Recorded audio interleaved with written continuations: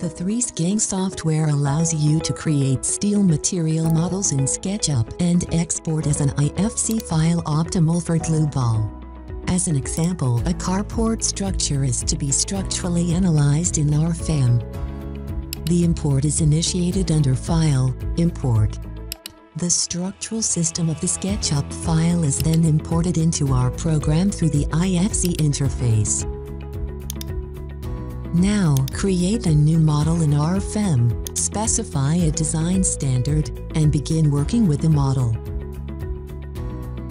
All members of the roof area are initially placed in the same plane. To do so, use the project function. Specify the projection direction, and define the target plane by selecting 3 nodes, for example. In the next step, the frame joints are slightly adjusted to model the eccentric position of the outer purlin. The upper main beam is extended to the member axis of the outer purlin, referencing an additional member. The additional member is then copied to the second column.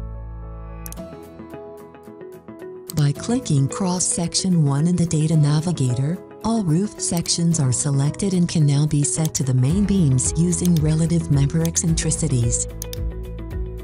For more information about relative member eccentricities, please watch our other short video tutorial. Before the modeling is complete, the structure must be supported by restraining the columns. For the structure loading, create the load cases you want to consider for the analysis. In this simple example, only the load case self-weight will be applied. You can apply roof loads quickly and efficiently with the load generators. After defining the roof area with the select function, and once all load parameters are set, the calculation for the structure can begin, and the results can be evaluated. From here, the additional add-on modules such as RF Steel EC3 and RF Dynam are available for the structural steel design and dynamic analysis.